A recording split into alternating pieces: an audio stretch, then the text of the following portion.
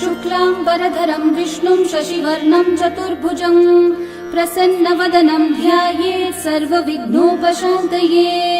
व्यासं वसिष्ठनप्तारं शक्तै पौत्रमकल्मषं पराशरात्मजं वन्दे शुकतातं तपोनिधिं। व्यासाय विष्णुरूपाय व्यासरूपाय विष्णवे नमो वै ब्रह्मनिधये वासिष्ठाय नमो नमः। अविकाराय शुद्धाय नित्याय परमात्मने सदैकरूपरूपाय विष्णवे सर्वजिष्णवे। यस्य स्मरणमात्रेण जन्म संसारबन्धनात् विमुच्यते नमस्तस्मै विष्णवे प्रभविष्णवे। ॐ नमो विष्णवे प्रभविष्णवे। श्रीवैशम्पायन उवाच श्रुत्वा धर्मानशेषेण पावनानि च सर्वशः युधिष्ठिरः शान्तनवं पुनरेवाभ्यभाषत। युधिष्ठिर उवाच किमेकं दैवतं लोके किं वाप्येकं परायणं स्तुवन्तः कं कमर्चन्तः प्राप्नुयुर्मानवा शुभम्। को धर्मः सर्वधर्माणां भवतः परमो मतः किं जपन्मुच्यते जन्तुर्जन्म संसारबन्धनात्। श्रीभीष्म उवाच जगत्प्रभुं देवदेवम् अनन्तं पुरुषोत्तमं स्तुवन्नामः सहस्रेण पुरुषस्तततोत्थितः तमेव चार्चयन् नित्यं भक्त्या पुरुषम् अव्ययम् ध्यायन् स्तुवन्नमस्यं च यजमानस्तमेव च। अनादिनिधनं विष्णुं सर्वलोकमहेश्वरं लोकाध्यक्षं स्तुवन्नित्यं सर्वदुःखातिगो भवेत्। ब्रह्मण्यं सर्वधर्मज्ञं लोकानां कीर्तिवर्धनं लोकनाथं महद्भूतं सर्वभूतभवोद्भवम्। एष मे सर्वधर्माणां धर्मोऽधिकतमो मतः यद्भक्त्या पुण्डरीकाक्षं स्तवैरर्चैर्नरः सदा। परमं यो महत्तेजः परमं यो महत्तपः परमं यो महद्ब्रह्म परमं यः परायणम्। पवित्राणां पवित्रं यो मङ्गलानां च मङ्गलम् देवतं देवतानां च भूतानां यो व्ययः पिता यतः सर्वाणि भूतानि भवन्त्यादियुगागमे यस्मिंश्च प्रलयं यान्ति पुनरेव युगक्षये तस्य लोकप्रधानस्य जगन्नाथस्य भूपते विष्णोर्नाम सहस्रं मे शृणु पापभयापहम्। यानि नामानि गौणानि विख्यातानि महात्मनः ऋषिभिः परिगीतानि तानि वक्ष्यामि भूतये। ऋषिर्नाम्नां सहस्रस्य वेदव्यासो महामुनिः छन्दोऽनुष्ठुप् तथा देवो भगवान् देवकीसुतः अमृतांशोद्भवो बीजं शक्तिर्देवकी नन्दनः त्रिसामा हृदयं तस्य शान्त्यर्थे विनियुज्यते। विष्णुं जिष्णुं महाविष्णुं प्रभविष्णुं महेश्वरम् अनेकरूपदैत्यान्तं नमामि पुरुषोत्तमम्। अस्य श्रीविष्णोर्दिव्यसहस्रनामस्तोत्रमहामन्त्रस्य श्रीवेदव्यासो भगवान् ऋषिः अनुष्ठुप्छन्दः श्रीमहाविष्णुः परमात्मा श्रीमन्नारायणो देवता अमृतांशोद्भवो भानुरिति बीजम् देवकी नन्दनः सृष्टेति शक्तिः उद्भवक्षोभणो देव इति परमो मन्त्रः शङ्ख बृन्नन्दकी चक्रीति कीलकम् शार्ङ्गधन्वा गदाधर इति अस्त्रम् रथाङ्गपाणिरक्षोभ्य इति नेत्रम् त्रिसामा सामगः सामेति कवचम् आनन्दम् परब्रह्मेति योनिः ऋतुः सुदर्शनः काल इति दिग्बन्धः श्रीविश्वरूप इति ध्यानम् श्रीमहाविष्णुः प्रीत्यर्थे सहस्रनाम जपे विनियोगः।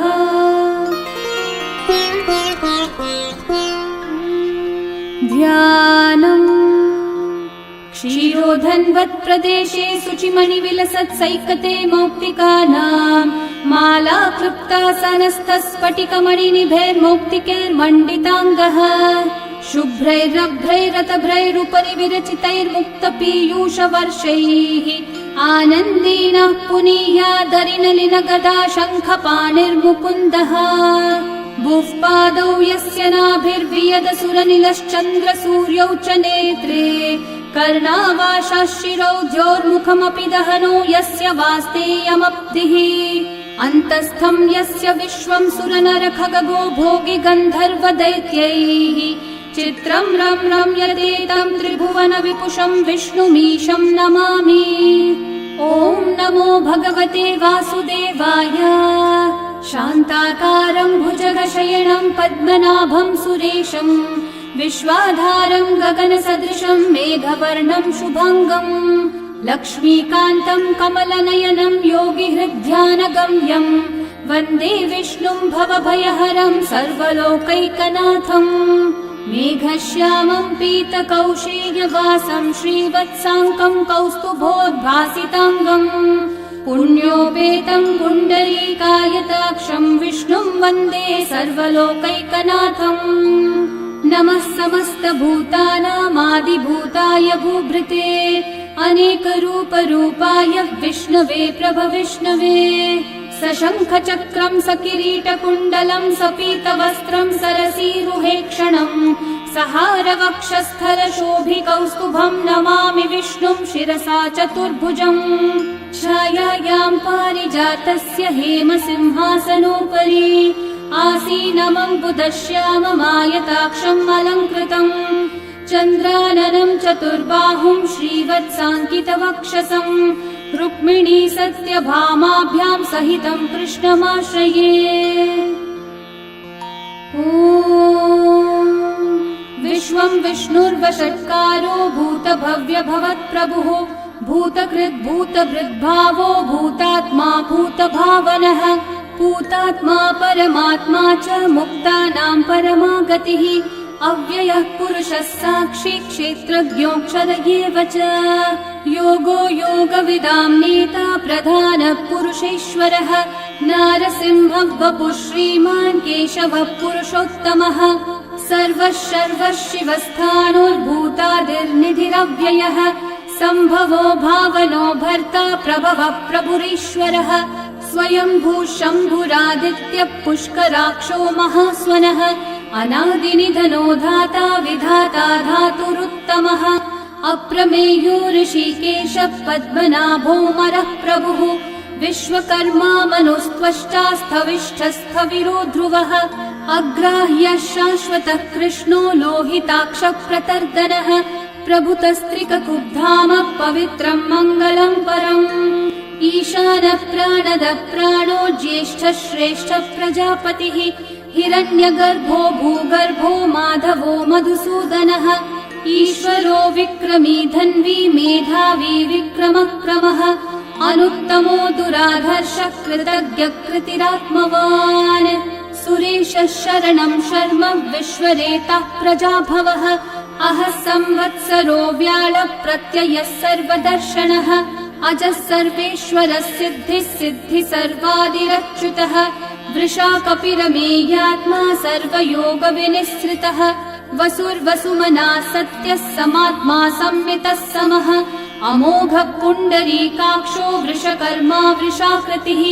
रुद्रो बहुशिरा बभ्रुर्विश्वयोनिःशुचिश्रवाः अमृतः शाश्वतस्थाणुर्वरारोहो महातपाः सर्वगः सर्वविद्भानुः विश्वक्सेनो जनार्दनः वेदो वेदविदव्यङ्गो वेदाङ्गो वेदवित्कविः लोकाध्यक्षः सुराध्यक्षो धर्माध्यक्षः कृताकृतः चतुरात्मा चतुर्व्यूहश्चतुर्दंष्ट्रश्चतुर्भुजः भ्राजिष्णुर्भोजनं भोक्ता सहिष्णुर्जगदादिजः अनघो विजयो जेता विश्वयोनिः पुनर्वसुः उपेन्द्रो वामनः प्रांशुरमोघः शुचिरूर्चितः अतीन्द्रः सङ्ग्रहः सर्गो धृतात्मा नियमो यमः वेद्यो वैद्यः सदा योगी वीरः माधवो मधुः अतीन्द्रियो महामायो महोत्साहो महाबलः महाबुद्धिर्महावीर्यो महाशक्तिर्महाद्युतिः अनिर्देश्य वपुः श्रीमान् अमेयात्मा महाधृतक् महेश्वासो महीभर्ता श्रीनिवासः सतां गतिः अनिरुद्धः सुरानन्दो गोविन्दो गोविदाम्पतिः मरीचिर्दमनोहंसः सुपर्णो भुजगोत्तमः हिरण्यनाभः सुतपः पद्मनाभः प्रजापतिः अमृत्युः सर्वदृक्सिंहः सन्धाता सन्धिमान् स्थिरः अजो दुर्मशनः शास्ता विश्रुतात्मा सुरारिः गुरुर्गुरुतमो धामः सत्यः सत्यः पराक्रमः निमिषो निमिषस्रग्वी वाचस्पतिरुदारधीः अग्रणीर्ग्रामणी श्रीमान् न्यायो नेता समीरणः सहस्रमूर्धा विश्वात्मा सहस्राक्षः सहस्रपात् आवर्तनो निवृत्तात्मा संवृतः सम्प्रमर्दनः अहः संवर्तको वह्निरनिलो धरणीधरः सुप्रसादः प्रसन्नात्मा विश्वदृग्विश्वभुग्विभुः सत्कर्ता सत्कृतः साधुर्जन्मोर्नारायणो नरः असंख्येयो प्रमेयात्मा विशिष्टः शिष्टकृच्छुचिः सिद्धार्थः सिद्धसङ्कल्पः सिद्धिदः सिद्धिसाधनः वृषाही वृषभो विष्णुर्वृषपर्वा वृषोदरः वर्धनो वर्धमानश्च विविक्तः श्रुतिसागरः सुभुजो दुर्धरो वाग्मी महेन्द्रो वसुदो वसुः नैकरूपो बृहद्रूपः क्षिपिविष्टप्रकाशनः ओजस्तेजोद्युतिधरः प्रकाशात्मा प्रतापनः ऋद्धस्पष्टाक्षरो मन्त्रश्चन्द्रांशूर्भास्करद्युतिः अमृतांशूद्भवो भानुः शशबिन्दुः सुरेश्वरः औषधं जगतः सेतुः सत्यधर्मः पराक्रमः भूतभव्यभवन्नाथः पवनः पावनो नलः कामः कामकृत्कान्तः कामः कामप्रदः प्रभुः युगादिकृद्युगावर्तो नैकमायो महाशनः अदृश्यो व्यक्तरूपश्च सहस्रजिदनन्तजित् इष्टो विशिष्टशिष्टेष्ठः शिखण्डी नहुषो वृषः क्रोधः क्रोधकृत्कर्ता विश्वबाहुर्महीधरः अच्युतः प्रथितः प्राणः प्राणदो वासवानुजः अपान्निधिरधिष्ठानम् अप्रमत्तः प्रतिष्ठितः स्कन्दः स्कन्दद्धरो धुर्यो वरदो वायुवाहनः वासुदेवो बृहद्भानुरादिदेवः पुरन्दरः अशोकस्थारणस्थारः शूरः शौरिर्जनेश्वरः अनुकूलः शतावर्तः पद्मी पद्मनिभीक्षणः पद्मनाभोरविन्दाक्षः पद्मगर्भः शरीरभृत् महर्धिरिग्धो वृद्धात्मा महाक्षो गरुडध्वजः अतुलः शरभो भीमः समयज्ञो हविर्हरिः सर्वलक्षणलक्षण्यो लक्ष्मीवान् समितिञ्जयः विक्षरो रोहितो मार्गो हेतुर्दामोदरः सहः महीधरो महाभागो वेगवानमिताशनः उद्भवक्षोभणो देवः श्रीगर्भः परमेश्वरः करणं कारणं कर्ता विकर्ता गहनो गुहः व्यवसायो व्यवस्थानः संस्थानस्थानदो ध्रुवः परर्धि परमस्पष्टः तुष्टः पुष्टः शुभेक्षणः रामो विरामो विरतो मार्गो नेयो नयो नयः वीरशक्तिमतां श्रेष्ठा धर्मो धर्मविदुत्तमः वैकुण्ठः पुरुषः प्राणः प्राणदः प्रणवपृथुः हिरण्यगर्भः शत्रुघ्नो व्याप्तो वायुरधोक्षजः ऋतुः सुदर्शनः कालः परमेष्ठी परिग्रहः उग्रः संवत्सरो दक्षो विश्रामो विश्वदक्षिणः विस्तारस्थावरस्थाणुः प्रमाणं बीजमव्ययम् अर्थोऽनर्थो महाकोशो महाभोगो महाधनः अनिर्विण्णस्थविष्ठो भूर्धर्मयूपो महामखः नक्षत्रनेमिर्नक्षत्री क्षामः क्षामः समीहनः यज्ञयुज्यो महेज्यश्च क्रतुः सत्रं सतां गतिः सर्वदर्शी विमुक्तात्मा सर्वज्ञो ज्ञानमुत्तमम् सुव्रतः सुमुखः सूक्ष्मः सुघोषः सुखदः सुहृत् मनोहरो जितक्रोधो वीरबाहुर्विदारणः स्वापनः स्ववशो व्यापी नैकात्मा नैककर्मकृत् वत्सरो वत्सलो वत्सी रत्नगर्भो धनीश्वरः धर्मगुग्धर्मकृद्धर्मी सदसक्षरमक्षरम् अविज्ञाता सहस्रांशूर्विधाता कृतलक्षणः गभस्तिनेमि सत्त्वस्थः सिंहो भूतमहेश्वरः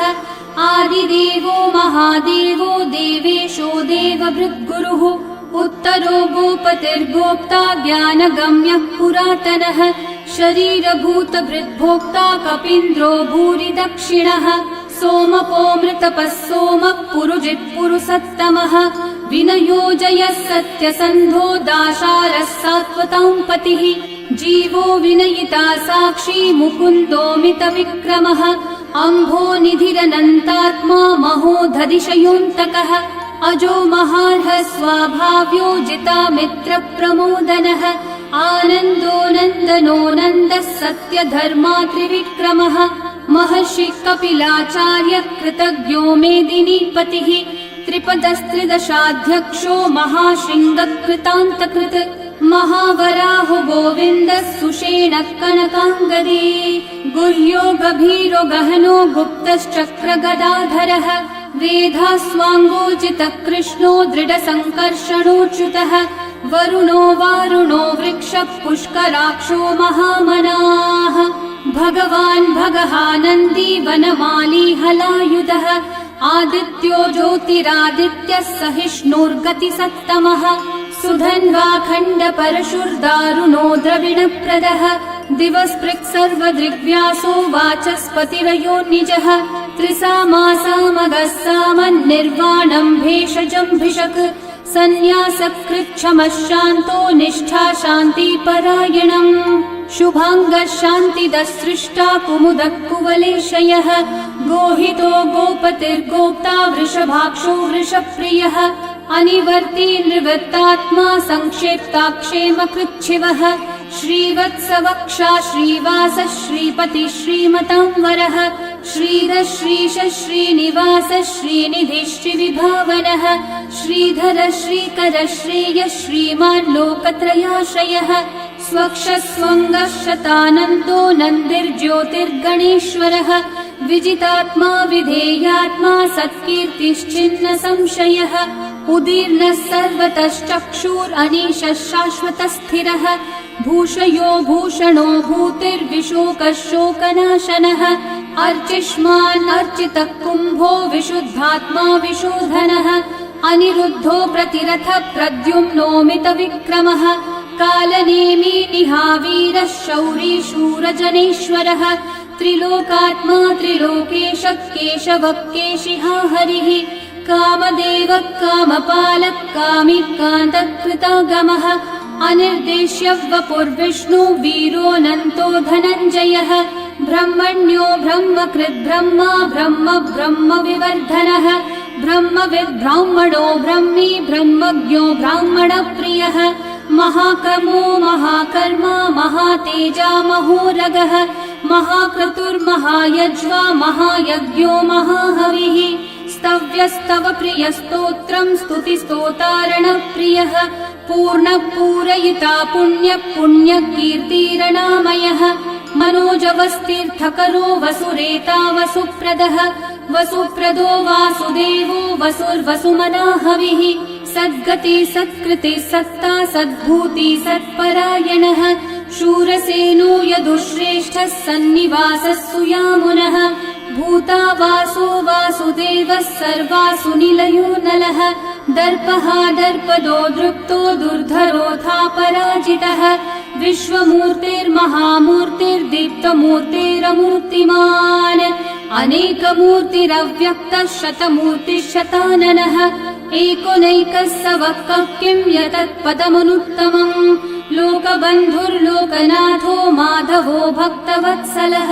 सुवर्णवर्णो हेमाङ्गो वराङ्गश्चन्दनाङ्गदे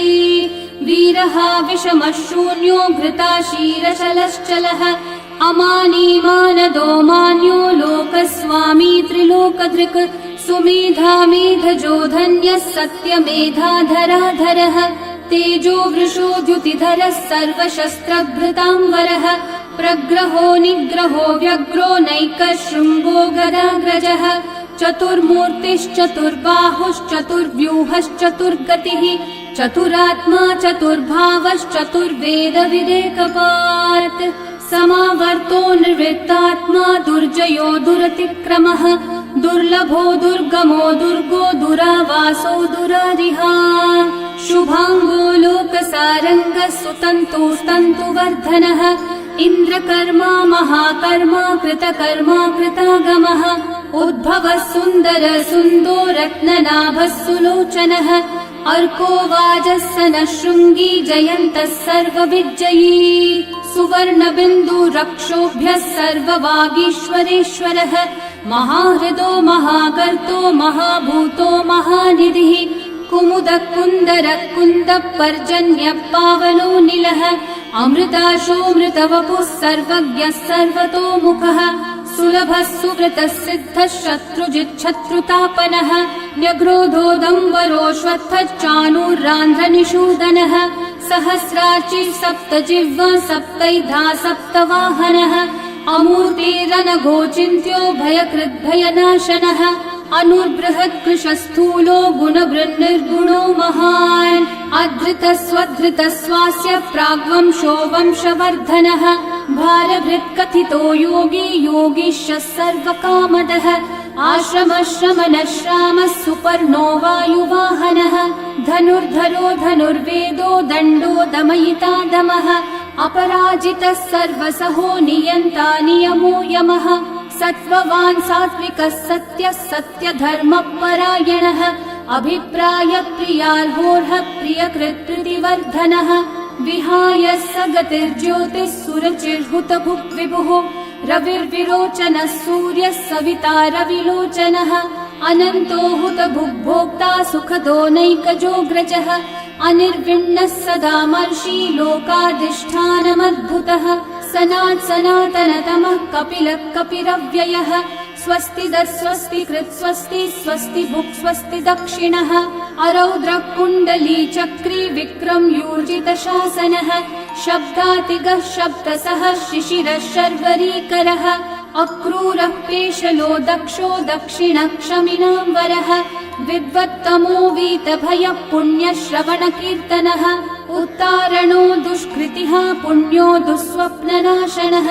वीरः रक्षणः सन्तो जीवनः पर्यवस्थितः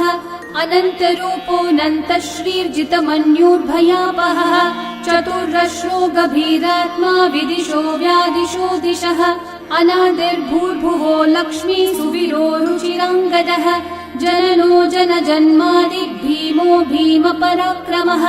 आधारनिलयो धाता पुष्पहास प्रजागरः ऊर्ध्वगः सत्पथाचारः प्राणदः प्रणवप्पणः प्रमाणं प्राणनिलयं प्राणभृत् प्राणजीवनः तत्त्वं तत्त्वविदेकात्मा जन्म मृत्युजरातिगः भूर्भुवः स्वस्तरुस्तारः सविता प्रपितामहः यज्ञो यज्ञपतिर्यज्वा यज्ञागो यज्ञवाहनः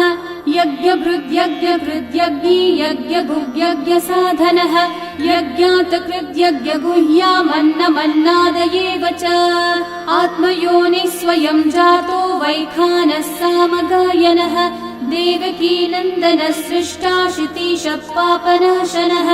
शङ्खवृन्नन्दकी चक्री शार्ङ्गधन्वा गदाधरः रथाङ्गपाणिरक्षोभ्यः सर्वप्रहरणायुधः सर्वप्रहरणायुध ॐ नम इति वनमाली गदी शार्ङ्गी शङ्खी चक्री च नन्दकी श्रीमान्नारायणो विष्णुर्वासुदेवोऽभिरक्षतु वनमाली गदी शार्ङ्गी शङ्खी चक्री च नन्दकी श्रीमान्नारायणो विष्णुर्वासुदेवोऽभिरक्षतु वनमाली गदी शार्ङ्गी शङ्खी चक्री च नन्दकी श्रीमान्नारायणो विष्णुर्वासुदेवोऽभिरक्षतु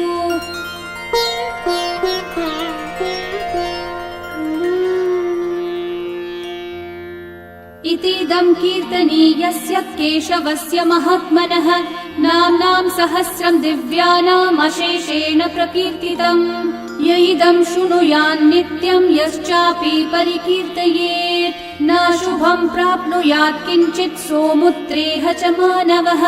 वेदान्तगो ब्राह्मणः स्यात् क्षत्रियो विजयी भवेत् वैश्यो धनसमृद्धः स्यात् शूद्रः सुखमवाप्नुयात् धर्मार्थी प्राप्नुयात् धर्मम् अर्थार्थी चार्थमाप्नुयात् कामानवाप्नुयात् कामी प्रजार्थी चाप्नुयात् प्रजाम् भक्तिमान् यः सदोत्थाय शुचिस्तद्गतमानसः सहस्रं वासुदेवस्य नाम्नामेतत् प्रकीर्तये यशः प्राप्नोति विपुलं याति प्राधान्यमेव च अचलां श्रियमाप्नोति श्रेय प्राप्नोत्यनुत्तमम् न भयं क्वचिदाप्नोति वीर्यं तेजश्च विन्दति